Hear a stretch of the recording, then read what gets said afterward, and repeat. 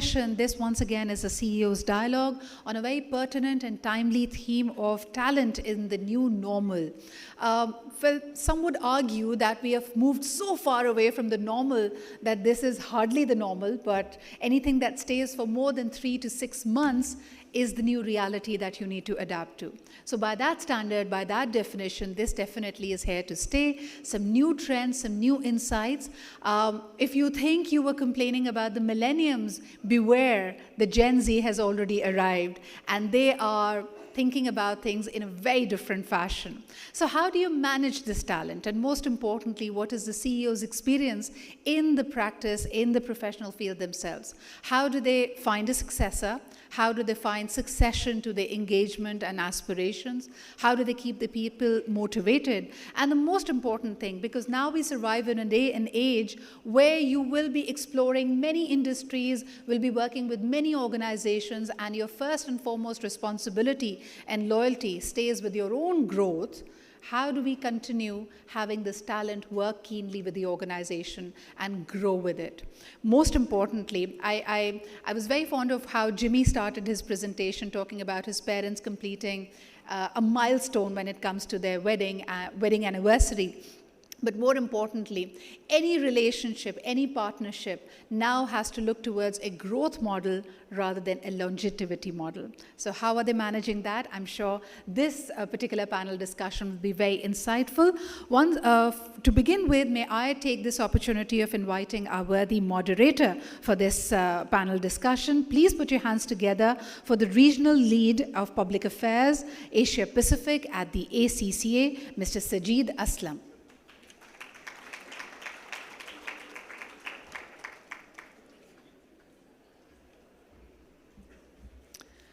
Next up, ladies and gentlemen, please put your hands together to welcome our worthy CEOs panel. First and foremost, the Managing Director at S&P Global. Please welcome Mr. Mujib Zahoor.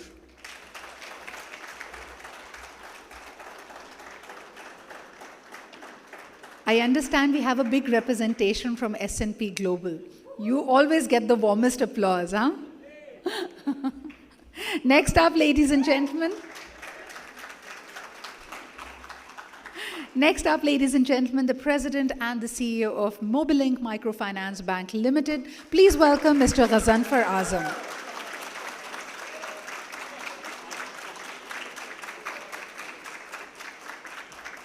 Super. Since the topic is all about the talent, the fan clubs have been activated. Next up, ladies and gentlemen, Mr. Mohammed Shoaib. I believe he's already in town, and in the hall. Is here. Wonderful. So, ladies and gentlemen, CEO of Al Mizan Investment Management Limited, please welcome Mr. Mohammed Shoaib.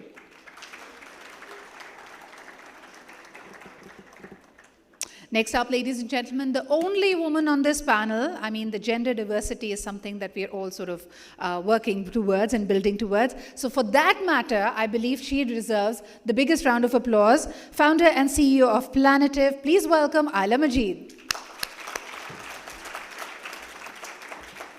First of all, thank you, Asfar. Thank you, Natshal, for arranging it. It was one of a missing piece during the pandemic and something where you managed to gather people again. I think I love the title, the reimagining the future, the imagining the future. It's basically bringing the imagination and engineering at the same time. And the beauty of the future is that it's in your hand. You can reset, restart anytime. And you are the one who can develop that. And the talent we have got in this room alone can provide that thrust to define that future if we choose to. And there will be somebody like writing the history and telling the people that there was an event and there was an opportunity and these people were present. What actions they have taken, that's something which will be captured in that history. So be sure that we will be held accountable that what we are doing today, and when we have a capability and ability, did we choose to rewrite the future or redefine the future? So this entire business summit is all about what we can do, what I can do, what you can do, right? It's not about what people outside the room will be doing or what will change and then we will start doing it. It's a matter of decision, and that decision can be taken today. Just going back to the fundamentals, which I think Fatma has said very, very rightly, the talent, and the Sitra has also added the dynamics of the Generation Z, which we are going to deal with. So I think the first thing which we need to be very, very clear, when we are talking about the talent in the new norm, so what is the new norm? What has changed significantly? And I'll request every panelist to just give a brief prescription, what they think about that, what has changed, starting with you, and then we will go in that order. Just take 2 minutes and define what has changed, particularly from your organization perspective, and what is the new norm now. Thank you, Sajid. I think that question has been really wonderfully answered by Fatma's presentation as to, with research, as to what is changing around the world as organizations across multiple sectors look to operate in this environment. Not only the disruption or acceleration that has happened as a result of technology is a key driver. It has what was perhaps considered to be a nice to have is a must have right now. So that investment that organizations have to make in making sure that they are digital first, they're technology enabled, their people are technology enabled, that's, I think, a very important facet of the new norm. The second area is, and perhaps the most significant one, is talent. How we interact with talent and what that talent is looking for in organizations, whether it is around working for an environmentally, socially, governance responsible company, or it is about working for an organization. I think Fatma summarized it as social justice, right? Yeah. So those themes were not there earlier, or were not this prevalent as they are today. So how do organizations and leaders within those organizations, my team members and colleagues in the HR functions or people teams will be very quick to make policies. That's not even 20% of the problem solved. It is how you inculcate that in the entire organization. So I think those two angles are perhaps the most relevant from my standpoint, and we at S&P Global have have really taken some steps to try to tackle these two areas: infrastructure, digital enablement, and then making certain that we are trying to do a lot of those things that were up on the slides earlier in the research that engage and enable our talent. More to come on that in the session. Thank you. Zanfar. My sense is that before we talk about talent, what has changed fundamentally is people's expectations. Gone are the days when we will receive a request and very conveniently say, our turnaround time is 1 day, 2 days, 3 days, X number of days or hours, and we will revert to you in due course. The people don't want to hear that crap anymore. They send a request and want instant solution. Whether it is through an email, whether it is through any social media platform, whether Facebook or LinkedIn or any other medium that they have access to, or make a phone call, they want instant solutions of their problems. And organizations, we as an organization, I have 40 million customer base, mobile account holders, and I keep receiving their requests every now and then from all kinds of channels. And if I am late in replying to them, I mean, I can't tell you the kind of treatment they give back to us. So I think fundamentally what we need to learn is it's no more about turnaround time, it's real time. It's about no more about 9 to 5 or 6, it's about 24/7. It's, we like it or not, but the customer expectations have changed forever. And we better realize this and respond to it in a more effective way, more relevant we are going to be, as Fatima said. Yeah. Nee, thank you. I think very rightly said, the expectation which is driving a different business models now. Shweb.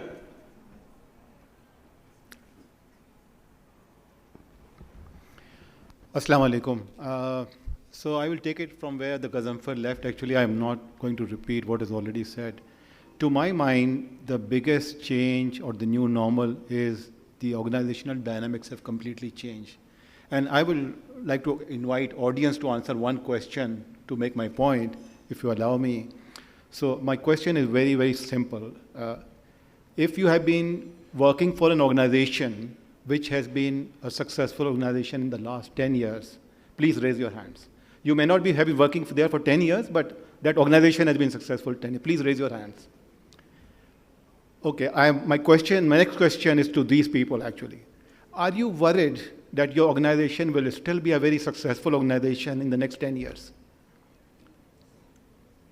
So at least 50% of the people are worried that you may or may not be a successful organization. Because the rate of change that Gazanfar also alluded to has become so dynamic, it has changed so much that the expectation level of the consumer has completely changed. And the organizations are finding it more and more difficult actually to cope up with this change. Now we have seen the examples of Kodak, we have seen Nokia, we have seen BlackBerry, and all these organizations, they were perfect in what they were doing. Imagine Kodak cameras were the best in the world. Nokia phone was the best in the world. They were very best in what they were doing, but they could not see or implement or respond to the change that was needed. And that is actually the harshest reality. Now, whether it comes in the form of pandemic, in terms of working from home, it comes in terms of technology, everything is boiling down to the same phenomenon. Thank you. Thank you, Shiv. Ayla. Thank you, Sajid. Okay. So I'll take the question from a slightly different perspective. So what has really changed as an outcome of COVID or as an outcome of a lot of innovation? So I feel that there's a lot of awareness, a lot of tolerance has come about, a lot of authenticity has come about, and people are now more open to having very honest communication, which was not there earlier. And as a result of that, what we have seen is what we are seeing in the changes that are taking place in the HR of the organizations, people changing jobs, people's expectations different. They were probably already different, but they were not being communicated in the manner as they should have. So I think that barrier has certainly come down, which is absolutely a great thing. So the acceptance of diversity, that has come about. And when we talk about imagineering the future, I think we are now much more open to having diverse set of audience stakeholders with us to talk about the future. And still we need to, there's a long mile or many, many miles that we need to sort of cover. And I think that's the area where we should be heading. I can tell about my personal experience. COVID has made me certainly a much more better listener, slightly more patient person, I would say. But I think it's just acceptability and tolerance that I would rank very, very high. I'll share with you a very sort of little story. So back in 2016, Sajid, that was actually at one of the ACCA conferences, and I shared my views that we may be seeing Uberization of the profession. And at that point in time, people thought that I was half mad, but I'm glad that I'm almost proven not mad. So I think because in terms of the way talent is evolving, people are learning more than one skill. And people's satisfaction level has also sort of evolved. They may like to do different things for different organizations, and it's hiring people and making it a very lengthy process and then expecting them to stay on for 10 years for your organization. I think that's now absolutely absurd. The hiring models have really, really evolved. People should be looking at getting on board the right kind of people, the right kind of skill set, and provide an ecosystem for them so they are nurtured and they grow. I think somebody mentioned this, that grow with the organizations. So these are the things I feel that we must see that at the second layer, there's one obvious layer. What are the changes right at the second layer? And I think those must be really appreciated. Thank you. Thank you, Ayla. I think if I just summarize, there's an interesting perspective here. So what Mujib talked about is what Gen Z is looking for in a work environment, the flexibility, digitization. When Ghazanfar talked about Gen Z as a customer having that expectation. The pace of change when Shoaib talked about, so that's also something they get bored, they need to change, and they drive that change, and they drive those businesses as a customer. And when you bring the authenticity and the originality in terms of, and more open and transparent, again, that comes down to the Gen Z significantly. So if we are looking at the Gen Z, if we agree on that hypothesis, and we pick it up, and you can challenge that. So the Gen Z as a customer, and the Gen Z is ready to respond to their own requirement as an employee of the organization. Do we see that they do understand themselves well as a customer, and when they have to responding the same request back to customer? The expectation, like Ghazanfar, if I'll pick up from your side first, the expectation, and when they become a part sitting on the other side, do they have the same kind of like they respond that fast, the way they expect to respond? Yeah. Honestly, if you ask me about Generation Z and how they view the entire country, society, economy, I think we have failed them. And there are a few simple metrics. I mean, if you look at how we have treated our younger generations, there are about 9 to 10 million Pakistanis overseas who send a fraction of their income back home to their families by way of remittances, and that is about $31 billion this year, past year. And there are 120 million adult Pakistanis within Pakistan, and the total value addition in terms of exports is hardly the same amount that we overseas 10 million Pakistanis send back home. So that shows the difference in productivity and attitude towards, the entire work ethics. If we, eliminate the textile sector, the element from our exports, there is no other sector which has more than a couple of $2 billion in terms of exports. The only silver lining, and if we do actually really focus on this, the government, the private sector, I'm sure there are a lot of people who are doing very good work, in terms of technology and technology exports and freelancing. But this is one area where we need to invest massively, because otherwise we are unable to employ and make younger Generation Z that we talk about work productively. So if we channel their energy and the huge numbers with which this youth population is waiting for opportunities, we can meet the challenge of exports, we can actually grow our economy many times, and then increase the overall productivity of the country. But I think technology and technology exports, by enabling freelancers, by enabling software developers, by enabling and helping software development companies, and the entire technology sector. That should be the focus of our policymakers and everybody who can contribute in this. Thank you, Ghazan. First, with productivity, and I'll pick up from you. You work with a very young team, and you have got training programs there as well, Mujib. So, what kind of characteristics or capabilities you look in people when you are hiring them? What you do to upskill, like again, Fatma mentioned that, how we are really supporting them for reskilling or upskilling going forward as well. So, what are those key capabilities in the talent you will be looking for? So I think we at S&P Global in Pakistan, and also sort of add a quick caveat to the earlier conversation. I think the skill gap is a global phenomenon. Several of us in the room who look after global teams, I experience that when I interact with my global teams. So the challenges that Ghazanfar Saab spoke about are spot on about fulfilling that skill gap. At S&P Global Pakistan, we've been very fortunate that we've been on a solid growth trajectory for the last 2-3 years.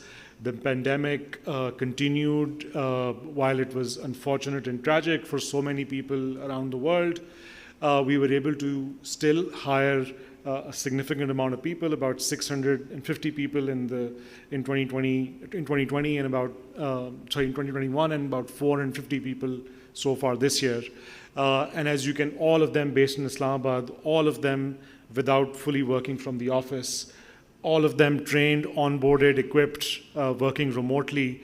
So we were able to deploy some of these techniques and traits that we've been discussing and hearing that are sort of standard across the globe. To your question about what attributes do we look for, so we are a purpose-led organization. We want to provide an opportunity to employees and our team members that work with us to work towards their growth. That sort of, it's not a postscript for us. It is our main value proposition. That I think is what attracts the talent that we get. The young boys and girls that you see roaming around today, a lot of them have been with us for quite some time, have grown with the organization. We see about a 40% internal mobility rate. So that is a testament of the skill enhancement that we are able to impart to people. To your question of how do we really do that and what characteristics do we look for, I'll give you one or two specifics. I think we really sort of try to hire for agility and adaptiveness. So people can learn the workflows quickly, can transition from one area to another quickly, because that, I think agility, frankly, is one of the most important attributes that we will find over the next 5 to 6 years. The ability for people to be able to move from one skill set to another and be really, really good at it. I think as far as programs are concerned, I will talk about two specific ones very quickly. I want to be cognizant of time. The first one, we realized that as technology, we're in the data business. We provide data analytics, research to our customers across the world. And that is a very technology-centric business. We realized that it was going to be important for us to continue enhancing the technology acumen of our people. So we launched a program, we call it Essential Tech. It's a global program. It has career paths that people can take that will lead them to move into various roles. Super successful. We've seen people coming from totally non-technology backgrounds and move into technology roles. And that's, I think, this traditional mindset that you have to have a technology degree to get into a technology role, that has to be out the door completely. Because it's the skill set that matters, and if the organization can focus on developing those skill sets, it's going to be very, very advantageous. Another area that we really try to focus on, we believe globally in empowering women and women leaders. We have focused on creating a diverse workforce. I'm very pleased due to the efforts of our team. You know, we are at almost 26% of our population is women. Considering the type of workflow we do, night shifts, etc., I think it's an achievement. And so we designed programs that made sure that there was skill enhancement as well as leadership opportunity for that population. And that has been really, really helpful for us as well. And then lastly, we are in the process of designing a program which will sort of take our, Fatma spoke about diversity, equity, and inclusion. We strongly feel that gender diversity, while it is very important and a key area to focus on in Pakistan, there are other diversity areas that are also equally important, focusing on people who are differently abled, focusing on transgenders. So those are two segments of diversity that we are inshallah going to be launching a program of internship for before the end of the year. And that's something that I and my team are very, very passionate about. and we want to see that as a success. And that in turn then becomes our brand identity, right? Definitely. That's what young people then see us as an organization who will go to bat for these issues. No, thank you. Thank you, Mujib. And you can see that what that 26% of women, how they are growing S&P. Once they will reach to 50%, how S&P will look like in the future, right? So Absolutely. I think that's the big thing. And I think there is enough evidence in the world that the more women who are engaged and at a C level and at a leadership level, we see more and more growth within the organization. Shoaib, I'll bother you with you're very big on innovation, and that's something which you always talk about. So when you are looking at the talent of today, so how you evaluate the innovation side of it, how you really look at those attributes and the capabilities which you feel is a right fit for this new norm now. So what's your evaluation criteria, how you are applying that at a recruitment stage, and how you are applying it for the reskilling and upskilling? So in terms of recruitment, certainly this is an area which is very important for us because, as you know, Pakistan has a very young population, 140 million people under 30 years of age, maybe 123 million people under 23 years of age. And considering the growth that I see in the mutual fund industry, these are actually the people who are actually going to be the future customers of AMCs. So from that perspective, we, first of all, obviously, we just try to make sure that our team is younger. So in terms of age, first of all, more than 60% of our staff is between 23 to 30 years of age. Now, one of the basic questions that we ask of anybody who wants to join us is, what is their expectation of us? And whether they expect to provide them a career path. That is very important because if you feel that that person has a mindset and has a belief that we can take him to the next level, I'm pretty sure he will come with a full commitment. And that is one of the very important factors. In terms of organizational development, like any successful organization, and we have been around for 25 years, mashallah, most successful, one of the very important areas is to focus on innovation, as you just mentioned. And we have seen in the past, as I just mentioned, give some examples that many companies do wonders and their success breeds failure. So that is an area we need to work very, very cautiously about. And we are looking at a very good framework where we have to make sure that the organizational support for innovation is there. So we try to create smaller teams which are focused on innovation, and one of the very important areas is we are focusing right now is digitalization. We have made good progress. 70% of our transactions are paperless. They are done electronically, and out of every 100 transactions, 70% are done electronically. But I think the consumer experience, and talking about this Generation Z, the consumer experience is becoming more and more important.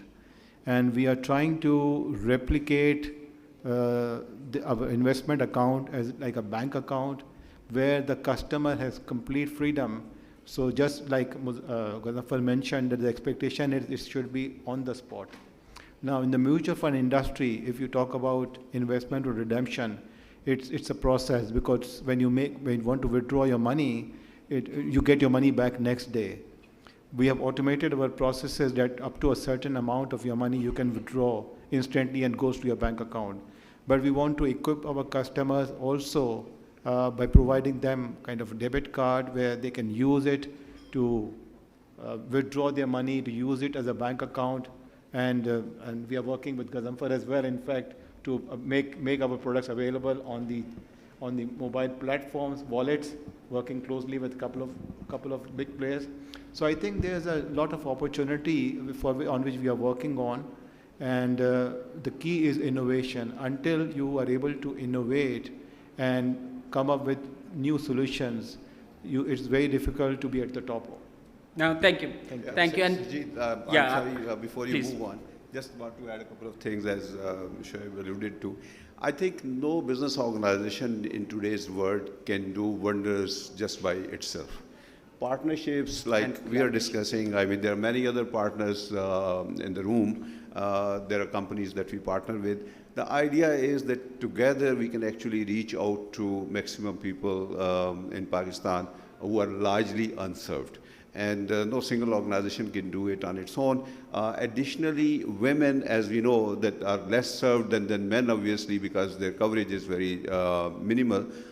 We have special initiatives in place. We run a program called WIN, which has received appreciation from State Bank also and many other partners. We work with CARE International, both to upskill our customers, women customers, and also to develop capacity of our staff in terms of promoting diversity, gender diversity and diversity in all spheres. No, thank you. Thank you. Ayla, coming to you, and what kind of capabilities you will be looking at, a right fit for the talent, what you will be looking for in the new norm or a current new business model or business model of the future? Sure. So I think I would rate very high the stakeholder approach, that anyone who comes in must have that mindset that is viewing from the stakeholder, multi-stakeholders lens, and is cognizant of working with different kinds of stakeholders, whether it is people, partners, different organizations, younger people, older people, diverse sets of people from all over the world, and also planet. So I think that I would rate very, very high. Other things that I would rate very high are diversity of skill set and diversity of course, of the thinking process as well. Ability to learn and also being ready to learn. I think that is very, very important for me. And I think working in a collaborative manner, and I think we all have, this has been reiterated so many times that collaboration is the best possible equation of sort of bringing great results. So I think collaborative approach that I would rate very, very high. Of course, we all expect basic intelligence, but in terms of the priority, I would sort of probably the other skills would be higher for me. And I think having, of course, good communication skills and having a pleasant personality and a very positive attitude. So I think that is what I look for in working with a team. Thank you. Thank you. And anything, Azanfa, you want to add on that? Otherwise, I'll pick it up from the next one. Capabilities, what kind of capabilities you would like to see in the talent? I would endorse actually what Mujib has said earlier, that, and also, as mentioned, that a pleasant personality and communication skills, all that is important, but more so it's the attitude. Yeah. If the workforce has the positive attitude of one learning, as I said, you need not to have an IT degree to become an IT professional. My IT head, information technology head, doesn't have necessarily a very high PhD or MSc science in technology, but he is very good at people's skills. Okay. So the same is true for other professionals. You need to hire people who have an understanding of what's the purpose of their existence. Why do we exist as an organization? What are our roles in terms of supporting each other and reaching out to customers in terms of providing solutions for which organization has been created? So I think it's an overarching sense of purpose, and also in terms of being collaborative, open-minded, positive. These are the attributes that actually enable a young person to mature very quickly and also become very productive for themselves and for the organization. Yeah. No, thank you, Gazanfar. I think some of the messages which I got is the expertise, the technical expertise are becoming, and then not only the one, like Ayla said, multiple technical expertise, they can have those skills, collaboration coming out very, very strong, sustainability focus becoming a very strong one, digital, like you mentioned, drive the continuous learning, innovation as a skill set and a mindset, not as a process itself, the mindset coming to the innovation, and some of the stuff is referred to the ethics and critical thinking. I think these are the areas from a capability perspective, which are coming across very strong. Now, the bigger question, these are something which we feel that we need that kind of talent or a capability. Are we getting that talent from market? No, that's a very simple question. Yes, no. I think I would err towards no, not in the magnitude that we need it, and not towards the opportunity that exists there. Pakistan, especially when we talk about technology, I was slightly displeased that our finance minister didn't mention information technology exports as one of the top exports in the country. We are one of the largest sectors when it comes to exports. And freelancers, the opportunity there, the only raw material we need is skilled workforce. And I don't think Amir is here, but He's listening. A good telecom and internet infrastructure. Those are two things that, if are available, the opportunity is immense in that area. So, to answer your question, are we getting that skill set? No, not in the quantity that we need it in, especially in technology areas, but also in areas that are upcoming. And I think I was incidentally invited to speak at an event at a university here in Islamabad yesterday, and I was meeting with the rector. The pace at which we can design curriculums, the pace at which we can influence what our graduates and our young people are learning and what are they being exposed to, I think is very, very slow. And that has to be, there are interventions that can be done. We're not the only ones in the world trying to solve the problem. Yeah, definitely. Different countries have solved for that problem already. One such strategy for hard skill sets is boot camps. Our neighbor to the east does it really, really well. Several other countries, Eastern European countries, do it really, really well. We, I think, have just started with the Pakistan Software Export Board, a small boot camp of 4,000 people. More such things can be done to sort of encourage. I asked the graduates yesterday if they'd ever heard the term ESG. There was a room of 70 people, not a single hand went up. I asked them if that's bad. if they have a course or some sort of project work involving design thinking. Any guesses on how many hands went up? Yeah. So, that's the challenge I think that we should solve. Thank you, Mujib. Anybody? Yeah, sure, Val.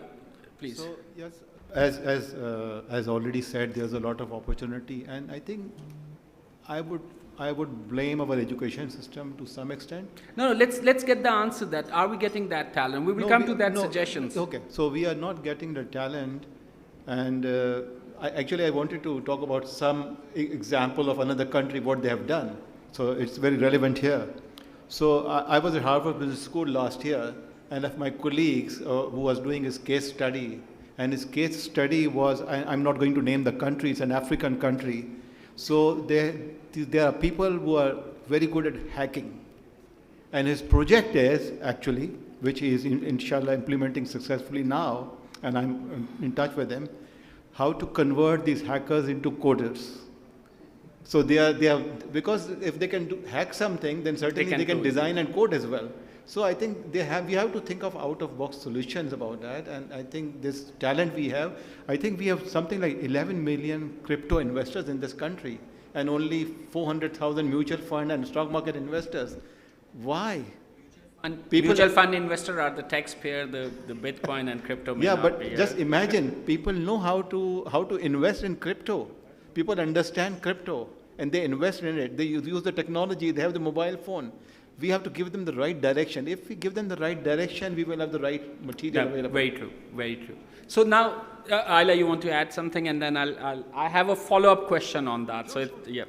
So I just want to whereas I do agree with Mujib saying that, no, we don't have in terms of what the requirement is and what the expectation of the market is, or the expectation of the employers is, yes, the same kind of talent is not coming out, but who also has the responsibility? All of us. Are we going to the right places to find the talent? Are we going and nurturing that talent?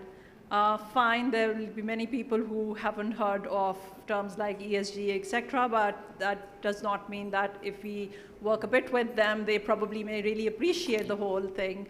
Just give a very small example. Once in one of the roles, I got the opportunity to interview graduates of engineering graduates from second-tier universities of Pakistan, and I interviewed about 54 of them. I was mind-boggled. I was amazed that even though they could not speak perfect English, they were smart people. We put them through a 6-month internship program, and after that 6 months, they were different individuals altogether. So a lot of responsibility lies on us, I would say. A lot of responsibility lies on organizations to go and find that talent. No, thank you, Ayla. Just a follow-up question. Does the talent know that there is an opportunity and there is a big quantity when you were talking about? Do they know that this is the kind of talent which is required, not only in Pakistan, because with the technology, they can work as a global team. Do they know that? I think it's a work in progress. The answer to that question is that it's a work in progress. I think some of them do, but there is opportunity for everyone collectively to create more awareness amongst that population about what it can possibly lead to.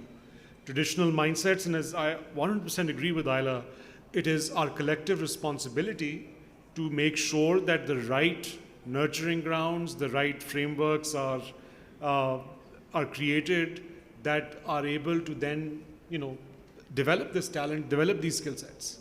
But again, to answer your question, is the talent aware? I think maybe to an extent, yes. But are they fully aware of what's happening, what will be relevant in the next 2 or 3 years? My answer would be no. Like the number which really shows the productivity, like what Ghazanfar picked up earlier, is that when you start looking at the per capita income, so you have a more population, 2.4% growth rate, but your per capita GDP is going down, right? That's mean every new individual which we are adding to the workforce is not adding as much value as they should in the GDP. So the one thing we realize that the talent which we are looking for is not available, readily available, or at least not available in the quantity it's required. There's a collective responsibility which we should discharge. Now, the third question, how? What you're going to commit to? What you specifically, I'll start with Ghazanfar, you can do and you can commit as an organization, these are the things, and you can collaborate with 10 different organizations to make sure the talent is aware of the opportunity, because when they are aware of and they see that there is something which they can look forward to, then they can start learning those skills. If they don't have a hope, believe me, they will not, optimism drive that behavior, right? So we have to give them the optimism. So what we can commit collectively, individually, to bring that awareness to the talent. Yeah, I think one thing that we can do much better than the way we do is all companies need to have robust internship programs. And we need to provide those learning opportunities to our younger generation, fresh graduates, so that they could have an idea of what kind of work streams offer them potential work opportunities and where their talent could be utilized best. And we run multiple internship programs, basically to encourage younger men and women to get some experience. And also we try to recruit some of them who wherever we need them. We encourage them to keep applying and looking for opportunities even once they leave the internship program. So I think a good internship program provides an opportunity to the younger generation to actually get used to the kind of talent that is required by organizations. Thank you, Ghazanfar. Ayla, and then we'll come to Shoaib and I'll come to you. Sure. So I think encouragement plays a huge role, and then providing the opportunity to work with diverse diverse kind of projects, diverse group of people. That's very important to help people grow and nurture. And I think those are very, very important things. And in order to sort of grow, learning is of course continuous. And I think what we also need to appreciate is that oftentimes the environment within organizations, there are hierarchies, there are people it is perceived that there's not an open communication channel. At times, there may be a very smart idea coming from a much younger person in the team, but he or she may have some kind of, maybe not that kind of comfort level to. So I think bringing one to the level of your colleagues and the groups that one is working with, giving out that message and opening that communication channel is very important. So yes, I mean, if you talk about the general work environment in our beloved country, we also feel that a lot of time people get this impression that the other person has a chip on their shoulder. So I think we need to really, really dispel that impression. Thank you. Sure. How we can get there? Yeah, so from an organizational perspective, what we are doing is we are going to the universities, we are going to the universities, having sessions there with the students, telling them about the benefits of saving in Pakistan, investing in Pakistan.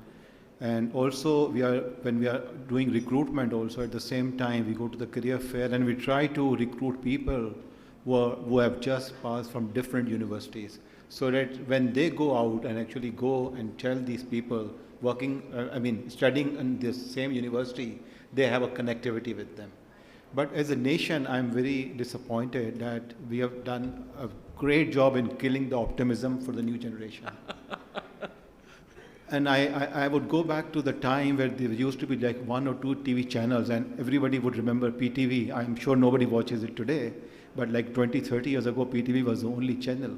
And there was educational content, there was entertainment part, there was news. And now look at maybe we have 40, 30, 40, 50 channels. And all the channels are talking about, 80% of the channels are talking about politics and how bad it is in this country.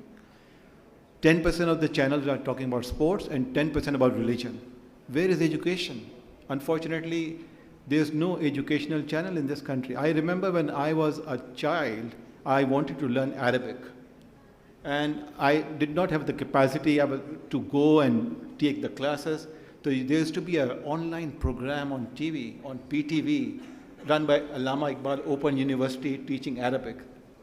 So there was an opportunity if somebody wanted to learn. Unfortunately, those opportunities we have not provided to the new generation. And when they look around, they always find negativity. They always find that we are a doomed nation. We are not going to progress. We have not done anything in 75 years.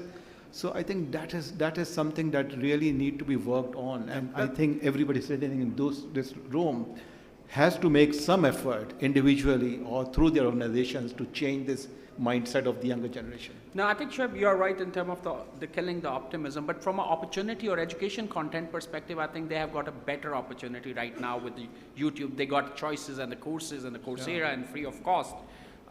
It's a matter of choice whether they will make that choice or not, and they can only make that choice when they are aware of there is a certain economic incentive. I'm coming from a business background, so most of the time the economic incentive is the most strongest base to drive it, and then people start learning that life is beyond the economic incentives and interest. But at initial stage when they are at the insecurity and the optimism we need, so they need to have something to look up to, that what they want to become. I think the content is available, awareness may be one of a challenge, skill gap and all that. Coming back to you, Mujib, and then I think we will take one question from the audience if we can. Okay, great, thank you. So I think, I'll a slightly divergent point of view with all due respect to my fellow panelists. I think our youth is fantastic. I think what we see them accomplishing when we look at the number of startups that have gotten funding globally, our young people getting opportunity globally, I think there's a lot of positive. Yes, there are clearly some negatives in our environment as well. Hopefully we'll be rid of them soon. But overall, I think within that environment, our young population has demonstrated a lot of resilience and given some excellent results as well. We definitely can build on those. To answer your question, Sajid, specifically, what programs are we at S&P Global doing to enable skill enhancement? I'll talk about two very quickly. Number one, so we're part of this program called the US-Pakistan Women Council, which is a US State Department initiative. It was not part of any conspiracy. We worked with them to mentor. We made a pledge to mentor 20,000 girls and women in Pakistan in STEM skills. I'm very pleased to report we're done with about half of that, about 11,000. We're very confident we will hit 20,000.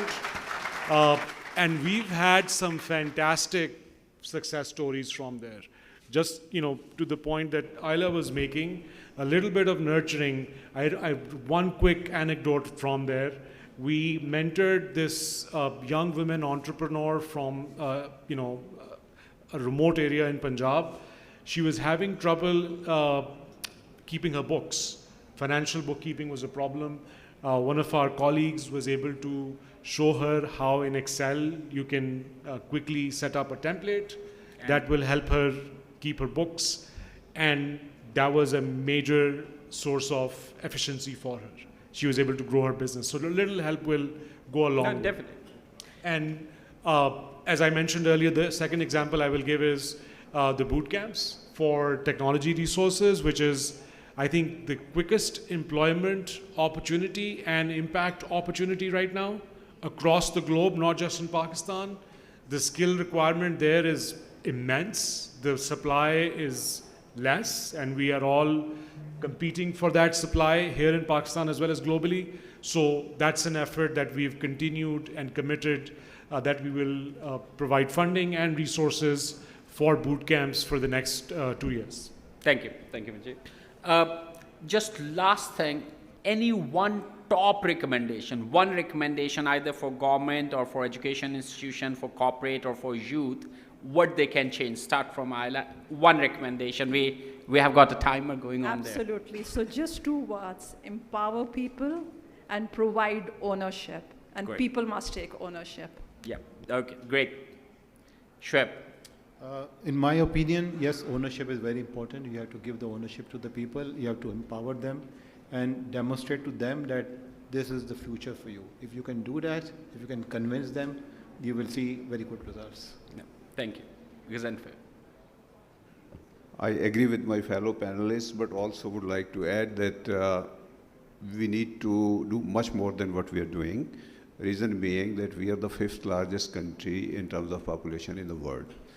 And if we look at our proportionate contribution to IT or products that other nations are developing, like India, like China, like other major countries, Canada, for instance, is very ahead of us, despite a very small population. So compared to the opportunity that exists today, our current level of productivity is very, very inadequate. And I think the government and private sector and all of us need to not just produce 20,000 graduates a year, but hundreds of thousands of graduates every year. If we really want to leapfrog, we will have to increase opportunities for IT education across the board. One quick one. Yeah, very quickly, I think I mentioned this earlier. For people who are in their early careers, even mid-careers, I think really taking ownership of what opportunities are out there and equipping yourself, because you have the tools. 10, 15 years ago, you were dependent on someone else. If you're in university, your teachers. If you're in an employment place, your manager or your seniors. Nowadays, shouldn't really matter. You have resources available for yourself that will allow you to develop skill sets that can lead you to newer opportunities, better opportunities. We say that all the time internally, and I think that's the one thing I will say to this audience as well. Thank you. Thank you, panelists. Thank you very much for your perspective. We will just try to close with the summary. I think if you summarize that, there is a certain expectation on a both side, from an employee side and from a customer side, and which is driving a certain change. And that change is very phenomenal right now. And that talent is the one which we, as an organization, not only in Pakistan, outside Pakistan, is also looking for, which can leverage the talent to really drive that kind of growth proportionate to the opportunity which exists out there. Another thing which came out very strong is that there is opportunity, and it's sizable opportunity. It's just that sometimes talent is not aware of, and they are not equipping themselves, and they are preparing themselves in a right direction. And if you look at what kind of capabilities we are looking for, definitely there has to be a certain technical expertise, whether engineering, finance, IT, so that's a given, that, or a multiple skills are even better to that extent. But ethics, critical thinking, business acumen, sustainability focus, ESG focus, climate action focus, I think these are the things which came out strong, because that's what the businesses and world is looking for. Collaboration is one of a key skill came out, where the stakeholder engagements we are looking for. Digital or a technology, like the great program, the essential technology, that's a great kind of word which we can look at. And the last item is the continuous learning. I think that's one of a behavior in terms of agility and adaptation. That's something as a capability set. That's the talent which this new norm require. That's the talent which we have to commit to. That's the talent which we need to develop and contribute towards that. So thank you very much. And I think we will be taking some question afterward, right? Maybe have a big round of applause for our entire panel, please. So we spoke about what is there to come. I was really hoping at least one of you is going to propagate for a 3-day work week, which has now become a reality for Apple, as we know that Tim Cook has already sent out an email saying that you only need to work on Tuesdays, Thursdays, and one more day, depending on your team. But I really found this conversation to be very insightful. I agree, there has to be an economic benefit to the skills, and skills have to be there that, with the context of them making a person employable. But more importantly, ambition and interest should not always be measured in terms of the economic benefit. That's exactly what we do here in Pakistan. So often you'll have young people come up to you and say, which degree should I pursue? Kiska scope sabse zyada hai? And by scope, we simply mean how much money will I make out of it. So it's more important to find your interest, to find your passion, and perhaps build up on that. But ladies and gentlemen, what a fantastic panel this was. Let's give them a big round of applause once again. May I now take this opportunity of inviting Mr. Ali Akai and also another key member of our Nutshell team, Air Chief Marshal Suhail Aman Sahab, Chief Executive of the Strategic Engagements at the National Group, to please join us up on stage to give away a small token of appreciation to this fantastic panel.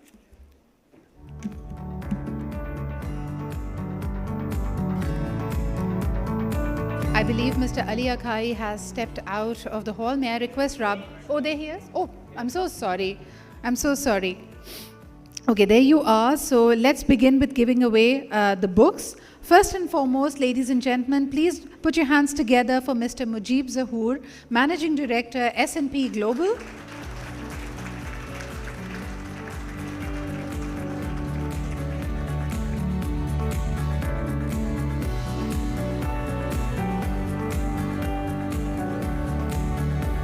This was actually to test the fan club, so you have to keep the applause going. Sorry, guys.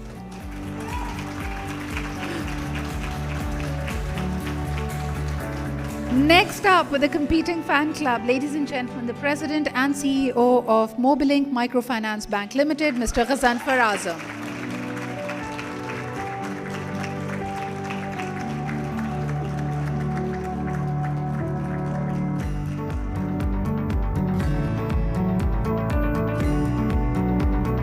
Ladies and gentlemen, please put your hands together for CEO Al Mizan Investment Management Limited, Mr. Mohammad Shoaib.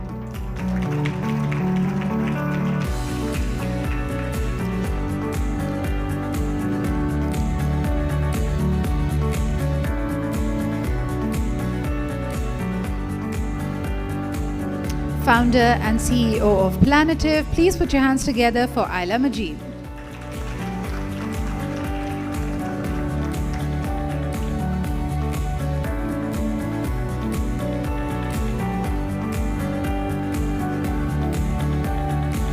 last but definitely not the least, ladies and gentlemen, Regional Lead Public Affairs Asia Pacific with ACCA and our moderator for the panel, Mr. Sajid Aslam.